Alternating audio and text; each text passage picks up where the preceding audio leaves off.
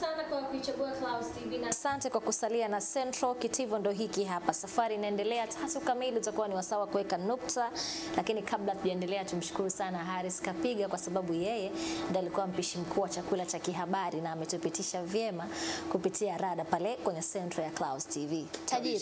Wakati huo tukiendelea na kuhakikisha kwamba hata wewe unatufuatilia unayapata mengi mazuri na matamu ya furaha, amani na mapesa kutoka Mchongo Pesa. Wamepitisha bajeti rasmi ya shilingi milioni 300 za Kitanzania chini ya waziri wake Mbaruk Khan kupitia Clouds FM hapo juu.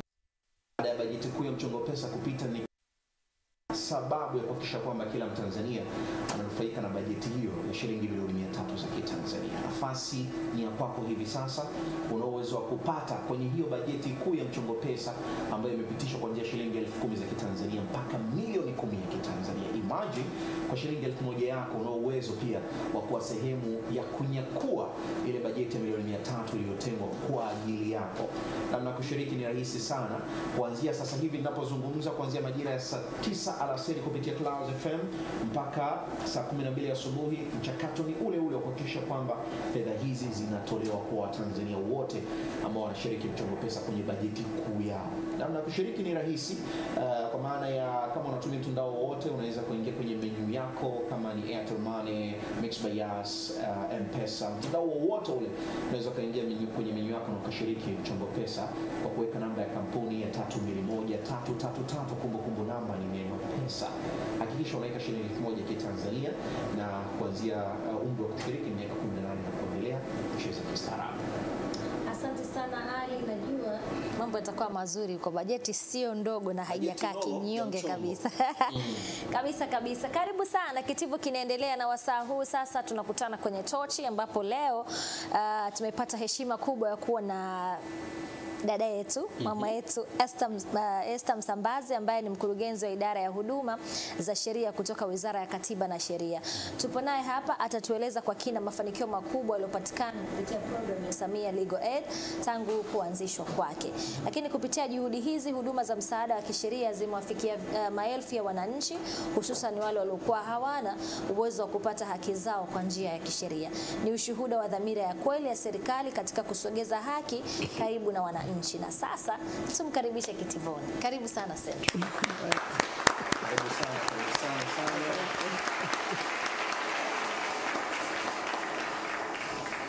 Mkurugenzi, habari za huko? Salama kabisa. Unajisikiaje kuwepo Central? Nimefurahi sana kwa Central yetu ya amani. Na niko na amani kabisa kwa Central. Karibu sana. Asante sana. Najua Watanzania wengi au baadhi au wachache wengine pengine kwa faida ya wale ambao ndio kwanza marao ya kwanza leo wanaenda kusikia kuhusiana na Samia Legal Aid ambao hawajui nini kilikuwa kinaendelea. Karibu mkurugenzi, utupitishe kidogo halafu tutaendelea na mengine. Asante sana. Wizara ya Katiba na Sheria ndio wizara ambayo inaratibu masuala ya upatikanaji haki kwa wananchi. Tunapozungumzia upatikanaji haki unajumuisha kupata uelewa kuhusu masuala ya sheria, lakini kwa yule ambaye ana changamoto namna ya kuifikia haki anaweza akapata huduma za kisheria kupitia kwa mawakili. Sasa wizara ilipewa jukumu kwa sababu ukiangalia asilimia kubwa ya wananchi ni wale ambao hawana uwezo wa kumudu gharama za mawakili. Mawakili wana gharama zao na wana viwango kwa mujibu wa sheria kwamba wanapaswa kutoza kiasi fulani. Sasa wananchi wengi ambao wako pembezoni kipato cha kuweza kumudu gharama za mawakili hawana.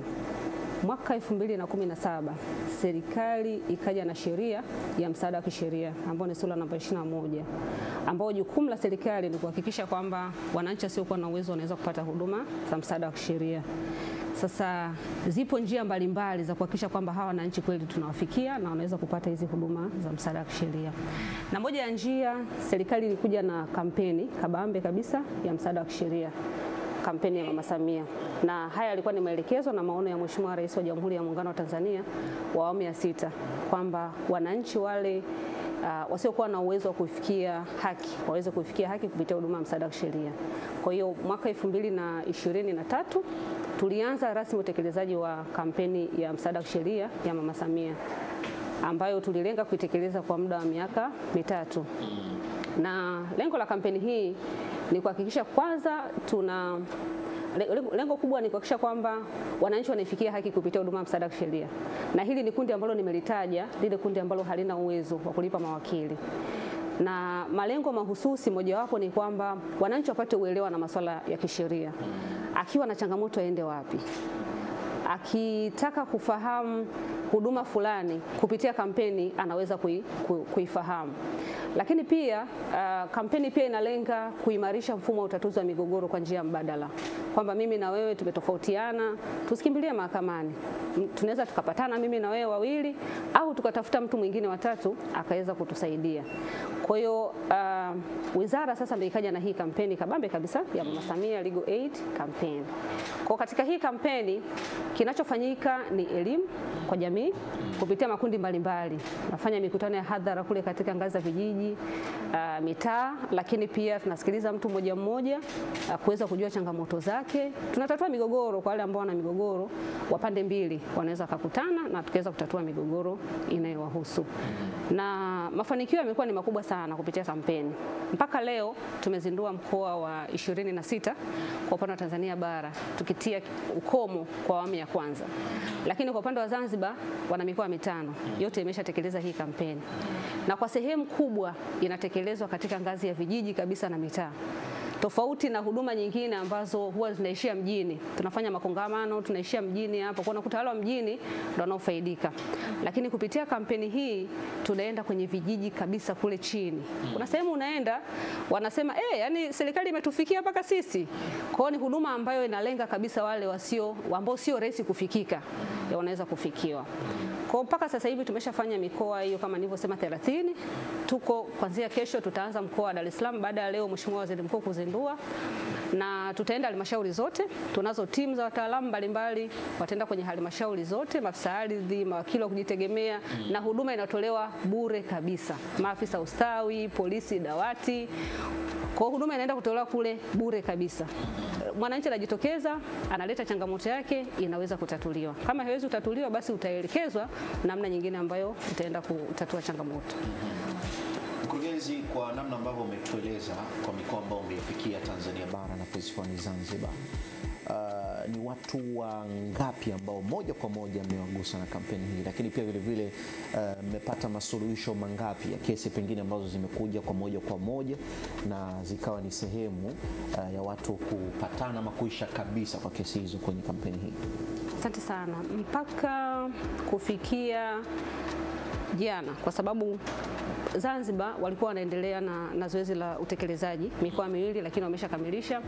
Tumefikia mtu mmoja zaidi ya wananchi 3.1 milioni. Hao ni wale ambao tumeweza kuwafikia mmoja. Lakini pia tumesajili migogoro 26,000 na zaidi. Na katika migogoro hiyo zaidi ya migogoro 6,000 tumeweza kuitatua papo kwa hapo. Ni ile ambayo tunakutana nayo, tunaweza kuitatua na ikaweza kukamilika. Migogoro mingine ni kama hiyo, sasa mtu amepewa wakili, anakwenda mahakamani, anapata uwakilishi, mwingine ameandaliwa nyaraka, kesi bado iko mahakamani. Nyingine swala lake la kiutawala, lazima ukutane upande wa pili. Kwa hizo ndo ambazo bado zinaendelea. Lakini hayo yote bado yanaendelea kufanywa kazi na migogoro inaendelea kutatuliwa. Kwa hiyo tunatarajia baada ya kukamilika kwa mkoa wa Dar es Salaam, kwa sababu mwitikio wa mkoa wa Dar es Salaam tumeuona leo Mbagala ni mkubwa. Kwa hiyo tunatarajia hata tukienda kwenye mikutano ya hadhara tutakutana na wananchi wengi. Idadi hii itaongezeka kwa kiasi kikubwa sana. Na hii ni awamu ya kwanza tu ya kampeni. Tulipata bahati ya kuwepo Arusha wakati tunaenda kusherehekea siku ya mwanamke. Nikapata nafasi ya kutembelea banda ambalo liko pale la Katiba na Sheria, kutoa wananchi ambao wanapata huduma hii ya sheria Samia Legal Aid. Na wengi wako wanasifu kwamba hawakujua kama vitu vyao vinaweza vikafanyika na kutatuliwa kwa wakati yani kwa wakati mchache, kwa muda mchache, ukilinganisha wengine walikuwa tayari wameshazunguka sana amani wapi, lakini kwenye huduma hii walikuwa wanapata urahisi wa kutatuliwa migogoro yao haraka. Natamani kufahamu zaidi, mkurugenzi, migogoro ipi ambayo imekuwa inachukua nafasi sana huko kote ambapo mlikuwa mnapita? Migogoro ambayo tumekutana nayo kwa sehemu kubwa ni migogoro ya ardhi. Hiyo tumekutana nayo nadhani ni mingi. Ardhi ya mwananchi kwa mwananchi, wakati mwingine ni makundi, labda ni sehemu kubwa ambalo eneo lao labda limetwaliwa, masuala ya fidia, masuala ya urasimishaji, lakini pia na maeneo mengine yanapokuwa yanatwaliwa na serikali kwa ajili ya matumizi mengine. Lakini tumekutana pia na migogoro ya mipaka baina ya vijiji na vijiji unaingiliana. Kuna migogoro ya wakulima na wafugaji. Kwa hiyo migogoro ndo mingi ambayo tumeweza kukutana nayo ya masuala ya ardhi. Lakini pamoja na ardhi kuna masuala ya mirathi pia.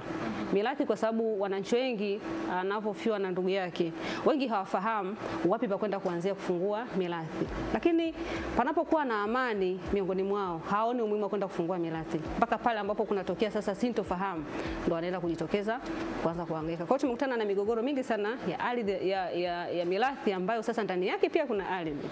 Kwa sababu mirathi mara nyingi yenye ugomvi ni ile ambayo imeacha mali. Kama hakuna mali, hakuna ugomvi. Kwa hiyo mingi ni ile ambayo kuna ardhi, kuna nyumba na masuala mengine. Lakini nyingine masuala ya ndoa, yes, ndoa na matunzo ya watoto ndio tumekutana nayo kwa sehemu kubwa. Sasa hivi watu wengi wanatelekeza watoto. Telekeza watoto hawatunzi, labda kwa sababu, na sio wanaume tu, hata wanawake. Mwanamke anajifungua mtoto wake, baada ya muda fulani anaamua kuondoka kwenda mjini, anamwacha mtoto kijijini. Kwa maana ya vijijini pia tumekutana na hiyo changamoto. Lakini pia yapo masuala ya utawala bora, tumekutana nayo watendaji wa kata, watendaji wa vijiji, wakati mwingine wanashindwa kuwajibika kwa wananchi wale wanaoongoza. Kutoa taarifa za mapato na matumizi, kutoa taarifa kwa wananchi, kuitisha ile mikutano ambayo ipo kwa mujibu wa sheria. Kwa masuala kama hayo pia tumeweza kukutana nayo. Na masuala hayo kusema ni ya kiutawala mmeweza kutatua pengine kwa wakati huo kama mnatatua mengine?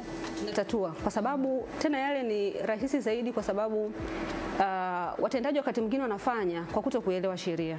Kwa hiyo kampeni imekuwa sehemu pia ya kujenga uwezo kwa watendaji wetu wa kata, lakini pia watendaji katika ngazi ya halmashauri.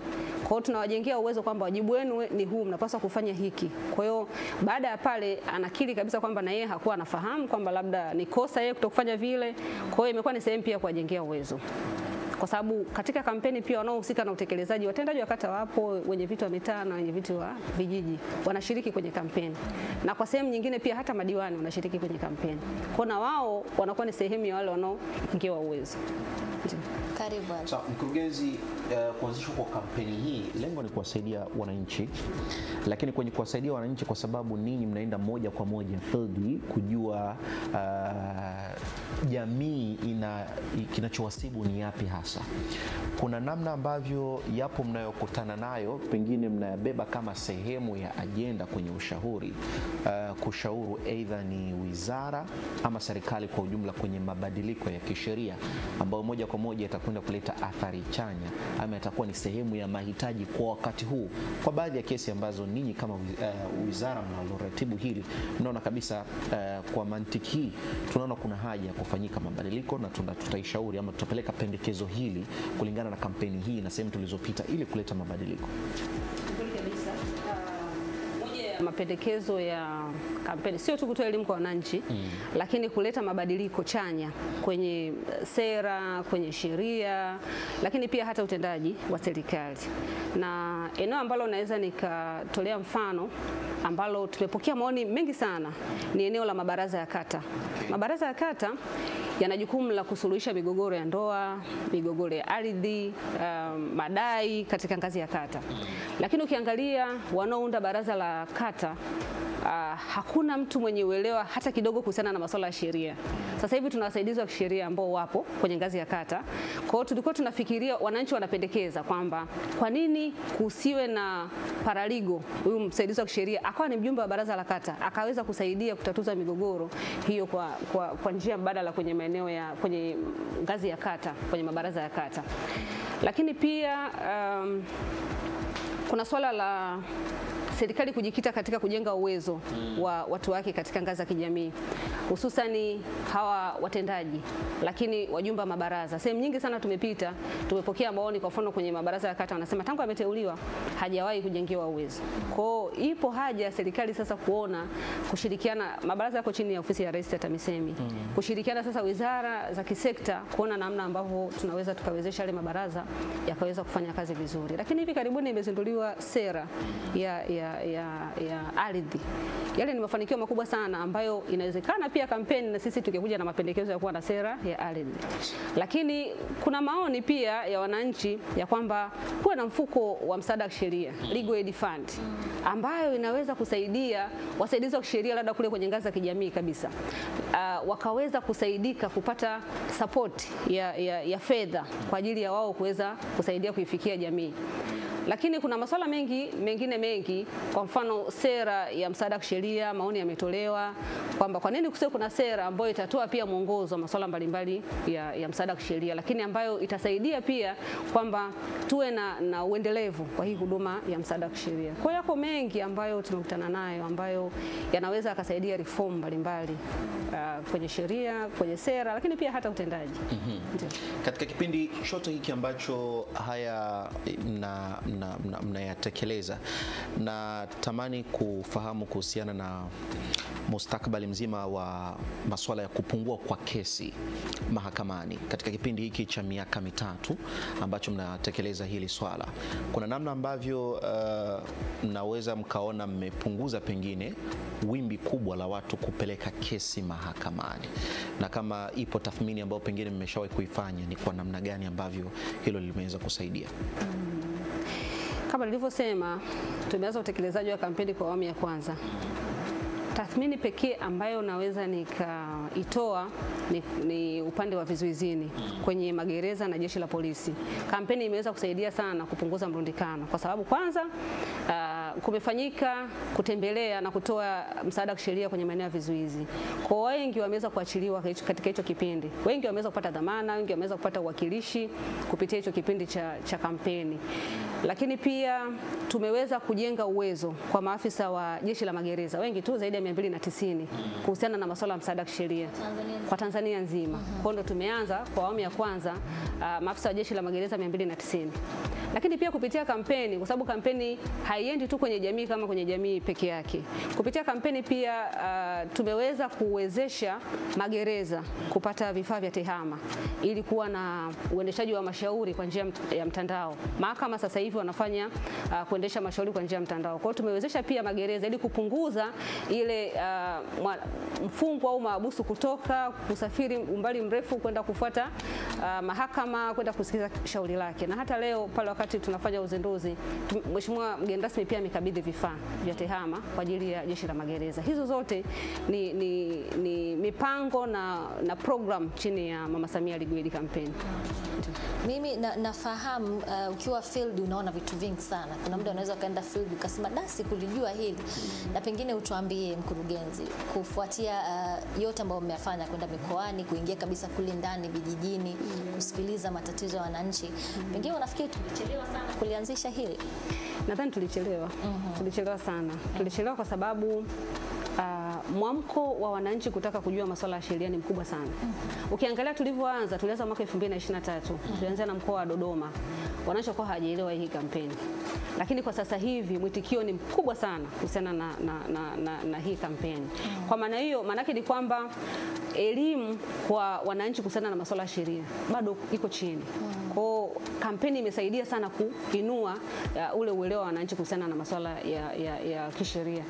Lakini pia kama ulivyosema kwenye ile swali la kwanza, wananchi wameona faida ya utatuzi wa migogoro kwa njia mbadala. Kwa sababu kwanza mnamaliza swala lenu kwa wakati, lakini la pili mnabaki mkiwa marafiki. Nitatolea mfano, tulienda Manyara tukakutana na mgogoro ambao ulikuwa ni wa mirathi, lakini ulikuwa unahusisha masuala ya ni ndugu, ulikuwa unahusisha masuala ya ardhi. Wale ndugu, yule aliyekuja kulalamika, ukimwangalia mwili wake una makovu mwili mzima, kwa sababu tayari kwa kuna ugomvi baina yao wale ndugu mpaka kizazi cha pili kwa maana ya watoto. Lakini tayari alikuwa na mashauri mengi mahakamani kwa sababu pia na yeye alikuwa anapambana. Tumeenda kutembelea lile eneo tukakuta wamewekeana paka fence kwamba hakuna kuvuka upande huu. Yaani wewe uishie upande huu, uende upande mwingine. Kwa hiyo hata tulipofika pale kujaribu kuwasuluhisha kwenye ngazi ya kata, mmoja wapo akasema maji hayawezi kupanda mlima, kwamba alikuwa hana imani, lakini leo ukimuuliza anakuambia kampeni imemsaidia sana, kwa sababu tulienda tukatatua, wale ndugu wanaishi vizuri mpaka leo. Hata zile sengenge zoka zimewekwa ziliondolewa, hakuna tena mipaka. Kwa hata mama yao mzazi sasa akapata amani, kwa sababu ilikuwa ni ngumu asaidi upande gani, awe kwa mtoto mkubwa au kwa mtoto mdogo. Kwa hiyo tulienda tukahesabu hatua, wewe eneo lako ni hili, wewe eneo lako ni hili, wewe hapo utaongezewa fedha, utapata kiasi fulani. Baada wakaandikishana, wakapeana mikono na amani ikarudi. Hata yule ambaye alikuja kulalamika alikuwa anaishi kwa kujificha, ilibidi arudi pale nyumbani. Na hata watoto sasa wakaelewana, kwa sababu unakuta ni watu ambao wanaishi sehemu moja. Kwa mimi nadhani hii elimu Mheshimiwa Rais aliona mbali. Hii huduma inahitajika sana. Okay. Sawa, tuna sheria, tunayo mashirika yanayotoa huduma za msaada wa kisheria, lakini lazima serikali pia itie mkono ili tuwe na uendelevu wa hii huduma ya msaada wa kisheria. Tuweze kusema tu kwa sababu tumesajili mashirika 300 yapo, tuna wasaidizi wa kisheria zaidi ya 2000 wapo, lakini lazima serikali itie mkono, iwezeshe, ishirikiane na hawa wadau wengine ili kuweka uendelevu wa huduma ya msaada wa kisheria. Pia ulizungumzia kuhusiana na kampeni pia imeenda mpaka vizuizini kwa watu ambao wako magerezani pia. Kule ndani mara nyingi utasikia kuna mtu kesi yake kasingiziwa, hajui, anaendelea kusota kule ndani kwa sababu pia hajui sheria, as you said. Haelewi aanzie wapi, haelewi ashike nini, asaidiwe na nani. Pengine unaona kuna umuhimu wa kuwa mnaifanya hii kampeni kila mara kwa wengi ambao wako huko ndani na hawajui wafanyeje kwa ajili ya kutetea haki zao. Ni kweli kabisa. Kampeni inahitajika muda wote. Na sasa huwezi kusema kila wakati lazima uunde timu ya kwenda, na ndio maana tunajenga uwezo kwa maafisa wa jeshi la polisi na magereza, lakini ili kuwawezesha kwanza wao wenyewe kuweza kutambua kwamba huyu anahitaji msaada wa kisheria, nahitaji kumpeleka nimuunganishe na shirika fulani, nimuunganishe na wakili fulani ili aweze kupata msaada wa kisheria. Hiyo ni hatua ya kwanza kabisa, lakini pia kuendelea kuwa na mashirika mengi ambayo yanaweza anaendelea kutoa huduma za msaada wa kisheria maeneo ya vizuizi, na hilo ndo kubwa ambalo pia kama serikali tunalifanya, kwamba mashirika yale, kwa mfano Legal and Human Rights Center, wale kituo cha sheria na haki za binadamu, wanafanya sana hizo kwenye maeneo ya vizuizi, basi ajitokeza na mengine mengi vizuizi, kwa maana jeshi la magereza na polisi, wakati wote wao wanaweza kupata huduma za msaada wa kisheria. Lakini kwa mujibu wa sheria, yule askari aliyeko pale ndo anapaswa kumsaidia ili mwananchi mfungwa au mahabusu akaweza kupata huduma msaada wa kisheria kwa haraka. Sawa. Mimi kwenye swala la migogoro ya hususan mirathi, najua mnapitia mengi ambayo kimsingi inawahusisha ndugu, ndugu wa damu, ambapo wakati mwingine natamani kujua ubinadamu una apply vipi kwenye maamuzi kama haya, ambapo kimsingi inahusisha masuala ya ndugu, lakini pia vile vile ni masuala ya kisheria, mbali tu na kutokuwa na uelewa wa kisheria. Unakuta labda mwenye mali ameshaondoka, ameziacha labda kwa mke na watoto, na unakuta mume ama mtu ambaye mwenye zile mali labda kwa upande wa mume naye ana ndugu, lakini unakuta upande wa pili wa shilingi wa ndugu bado kidogo kunakuwa kuna msuguano na upande wa pili wa mama. Kwenye kutatua swala hili mnagundua nini kwenye nafasi nyingine ya ndugu? Ni kutokuwa na ubinadamu, umaskini unachangia kwa kiasi kikubwa, ama tatizo haswa linakuwa ni nini? Kabla sijajibu tatizo ni nini, kwanza changamoto ambayo tumeiona kubwa kwenye mirathi ni kwa sababu watu hawaandiki usia. Okay. Kwa hiyo kupitia kampeni tumetoa sana elimu ya wananchi kuandika usia. Na tumeweza kusaidia wananchi wengi kuweza kuandika usia. Kwamba sasa ukishaandika usia wako, ina maana mali yako na wale unaoacha inakuwa ni salama kabisa. Kuhusiana na swala la kwa nini kunakuwa kuna migogoro, changamoto ni nini? Ni uelewa tu au ni nini? Cha kwanza mimi nadhani ni uelewa. Kwa sababu unaweza kukuta mjomba yeye ni msimamizi wa mirathi. Ukoo umemchagua pamoja na kwamba hajafanya zile procedure nyingine, kwa sababu kuna nyingine ambayo tayari msimamizi wa mirathi yupo lakini ametumia vibaya mali za marehemu. Kabisa. Kwa hiyo inawezekana yule yeye hana uelewa sana kwamba mimi ni msimamizi lakini mimi sio mrithi. Kwa hiyo akishakuwa msimamizi yeye anajua mimi nina kila kitu naweza nikakifanya. Kwa hiyo pia elimu ya majukumu na ya wasimamizi wa mirathi ni muhimu sana, ikae inatolewa mara kwa mara. Watu wajue kwamba mimi ninapokuwa msimamizi wa mirathi wajibu wangu ni nini? Na hata ukienda mahakamani, kesi nyingi ambazo ziko mahakamani za mirathi, wanagombana kuhusu nani awe msimamizi wa mirathi. Aidha ni mimi au ni yule, kwa sababu hawaaminiani hapo katikati. Na kwa sababu hawaelewi majukumu ya msimamizi wa mirathi ni nini. Mtu mwingine anaamini kabisa nikishakuwa msimamizi wa mirathi mimi naweza nikafanya chochote. Na mwingine anaona kabisa nikishakuwa msimamizi wa mirathi huyu ataniacha mimi, atashindwa kusimamia. Lakini kama msimamizi wa mirathi kweli wakawa na elimishwa, wanapokuwa wanateuliwa pale kuwe kuna session kabisa wanaelekezwa kwamba wajibu wako wewe ni 1, 2, 3. Lakini pia kuwe kuna usimamizi wa mara kwa mara kuhakikisha kwamba wanafanya kwa mujibu wa sheria. Wanagawa mirathi kwa mujibu wa sheria. Lakini lingine mimi nadhani tu ni wakati mwingine ni hulka.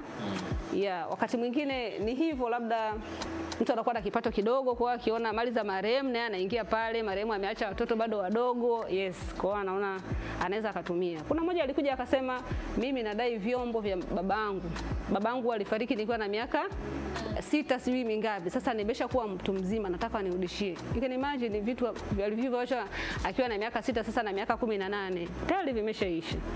Kwa hiyo changamoto ni nyingi. Najua kuna mengi sana ambayo kiukweli tukiamua kuyazungumzia wigo wake ni mpana sana, lakini natamani kwa wakati huu utupitishe pengine kwa faida ya mtazamaji ambaye anafuatilia kile ambacho mmetamani au mmekifanya mkasema hapa sasa tunaona kwa mwanzo lakini tumefikia lengo. Tupitishe kwenye story ya namna hiyo kwenye kampeni ambazo mmezifanya kwa Tanzania bara lakini na Zanzibar pia. Asante. Kwa sehemu kubwa kama nilivyosema, kwanza kampeni imefanikiwa sana kutoa elimu kwa wananchi. Mwamko na uelewa wa wananchi kwenye yale maeneo ambayo tumepita umekuwa ni mkubwa sana, na ndio lilikuwa lengo kabisa la serikali. Kuna sasa hivi inashuhudiwa na mashirika yanayotoa huduma za msaada wa kisheria. Lakini kwa sababu wizara pia tuna madawati ya msaada wa kisheria kwenye ngazi za halmashauri, idadi ya wananchi wanaenda kutafuta legal aid, wanaenda kutafuta huduma ya msaada wa kisheria inaongezeka. Maana yake ni kwamba wananchi sasa wameweza kupata uelewa. Lakini pia hata kuongezeka kwa taarifa kuhusiana na matukio ya ukatili, kwamba wananchi wameelewa kwamba nikifanywa ukatili au kama kuna mtu amefanywa ukatili nikatoe taarifa wapi. Imeongezeka. Sio kwa maana matukio yameongezeka, lakini uelewa umeongezeka. Inawezekana alikuwa anafanyiwa lakini watu walikuwa wanaficha. Kwa hiyo hayo ni mafanikio makubwa sana kwamba kiwango cha uelewa wa wananchi kuhusiana na masuala ya msaada wa kisheria kwenye ile mikoa ambayo tumepita, kwenye maeneo ambayo tumepita imeongezeka sana. Lakini swala lingine la pili, sasa wananchi wameanza kuamini mifumo ya utatuzi wa migogoro kwa njia mbadala.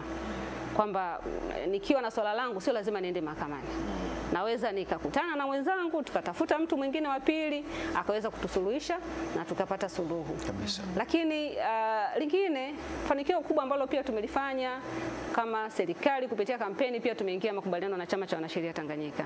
Kwa hiyo mawakili sasa wapo ambao wanaweza kuwasaidia wananchi. Ilikuwa ni ngumu wakati mwingine, mawakili wanakuwa ni wachache, lakini kupitia kampeni sasa mawakili wamepata na wao morali, kwa sababu pia ilikuwa ni sehemu ya kuwajengea uwezo wa namna ya kusaidia jamii ile ambayo imewasaidia wao kuweza kufika hapo, giving back to the community. Kwa hiyo mawakili sasa wapo, mwananchi mwenye shauri anaweza kupata bure kabisa ile ambaye hana uwezo. Kwa hiyo haya ni mafanikio makubwa sana ambayo tumeyapata kupitia hii kampeni ya msaada wa kisheria Mama Samia. Kuna mwingine akubahatika kuwepo kwenye mikutano yenu lakini kupata msaada huu wa kisheria mlivyokuwa mnaenda kwenye hizi kampeni, pengine itakuwa ni endelevu kwa faida anayetazama nini kinachofuata sasa? Dar es Salaam ndio imezinduliwa leo rasmi. Kitu gani wito wako kwa wana Dar es Salaam lakini wa Tanzania wote kwa ujumla, kwa sababu hiki kitu kimeanzishwa kwa ajili yao? Karibu. Na kwa kumalizia hapo kwa mtu ambaye pengine yuko zake Morogoro, yuko zake Tanga, mkoa mwingine wowote, ameona kampeni iko Dar es Salaam, ana uwezo wa kutoka kule alipo kuifuata huku kwa ajili ya kupata huduma, ama pengine kama ilishampita subiri phase ya pili? Sawa, asante. Huduma za msaada wa kisheria zinapatikana wakati wote, sio tu wakati wa kampeni. Wizara kwa mfano sasa hivi imeanzisha madawati ya msaada wa kisheria na tuna maafisa zaidi ya 400 ambao wameajiriwa kwa ajili ya huduma za msaada wa kisheria.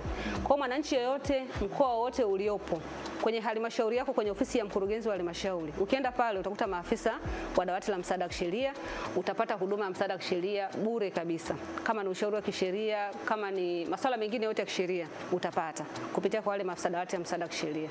Kwa hiyo sio lazima mtu atoke Morogoro aje kwenye kampeni, hapana. sana. Pale pale Morogoro nenda manispaa, utakuta dawati la msaada wa kisheria, utapata huduma za msaada wa kisheria. Lakini katika mikoa pia tunayo mashirika yanayotoa huduma za msaada wa kisheria. Nimetaja tu mfano Taula, Kituo cha Sheria na Haki za Binadamu, Chama cha Wanasheria Tanganyika wana ofisi kila mkoa almost. Kwa hiyo pia unaweza kaenda kwenye shirika linalotoa huduma ya msaada wa kisheria na ukaweza kupata huduma za msaada wa kisheria. Kwenye ngazi ya kata tuna wasaidizi wa kisheria. Wale wapo kabisa pale, unaenda kumpata yule pale, anaweza kukusaidia shauri lako kuanzia pale. Kwa hiyo hauhitaji kusafiri kwenda mahali popote. Ukiwa kwenye mtaa, nenda kwenye mtaa, utakutana na msaidizi wa kisheria, atakusaidia. Akishindwa kukusaidia, yeye atakusogeza pale ambapo unaweza kupata msaada. Kwa wananchi wa mkoa wa Dar es Salaam, kampeni imezinduliwa leo. Kesho timu ziko uwandani, ratiba zimetolewa, wafuatilie ratiba. Kwa sababu kwa kila halmashauri tutapita kata 10. Na kila kata moja tutapita katika mitaa mitatu.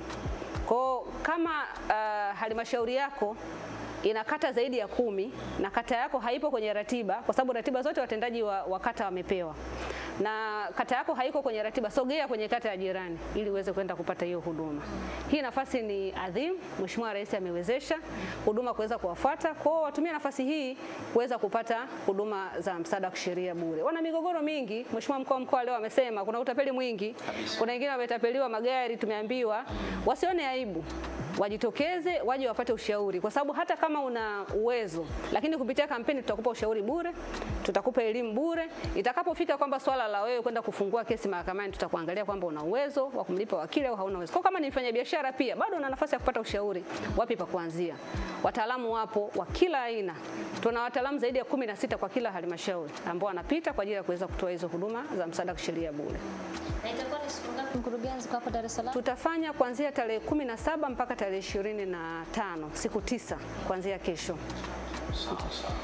Sawa jamani, mengi mazuri yamezungumzwa hapa, na hili ni moja kati ya kiwa. Mimi nipata bahati acha niliona Arusha, lakini wakati nimeenda mkoa nikanasikia watu tunafuata Samia Legal Aid. Yani ni kitu ambacho umeona kweli watu kiliwakaa, pengine walikuwa hawafahamu kuhusiana na hii elimu, lakini kwa sababu umesogezewa karibu inaendelea kuwasaidia. Mkurugenzi, tunakupongeza sana.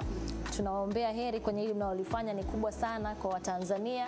Tunatamani liwe endelevu ili Watanzania wengi waweze kupata msaada huu wa kisheria. Tumekuwa na wasaa mzuri sana na mkurugenzi wa idara ya huduma za sheria kutoka Wizara ya Katiba na Sheria, dada yetu Esther Msambazi, ambaye ametuambia vyema kuhusiana na kampeni ambayo inaendelea ya Samia Legal Aid Dar es Salaam. Ni zamu yetu.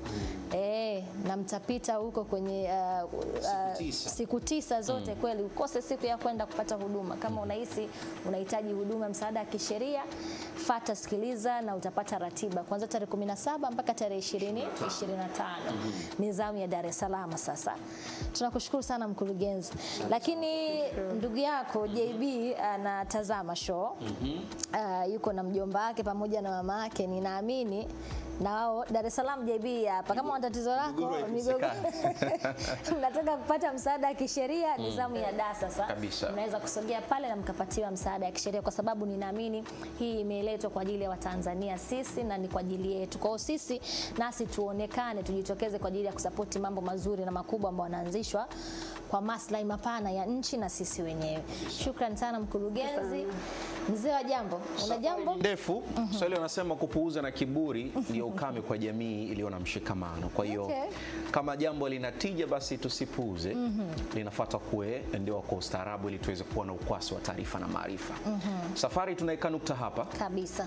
Tutaondoka, lakini kesho ni wakati mzuri wa kukuandalia yale ambayo unatamani kuyasikia kati ya mengi ambayo tutayachakata.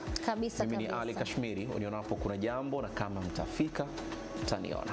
Asante Ali. Mimi naitwa Aziza Malik, lakini shukrani pia kwa James Tupatupa ambaye yuko kwenye ziara Mheshimiwa Rais Simiyu na ametupa ripoti kutokea huko. Tunaamini kesho pia kutakuwa kuna muendelezo. Asante kwa timu Joram Nyaumba, Mihayo Hussein, Azizu Kindamba na wote ambao wamesababisha Central kwenda hewani, lakini asante pia kwa dada ambaye amekuja na mkurugenzi. Tunakushukuru sana kwa kuja.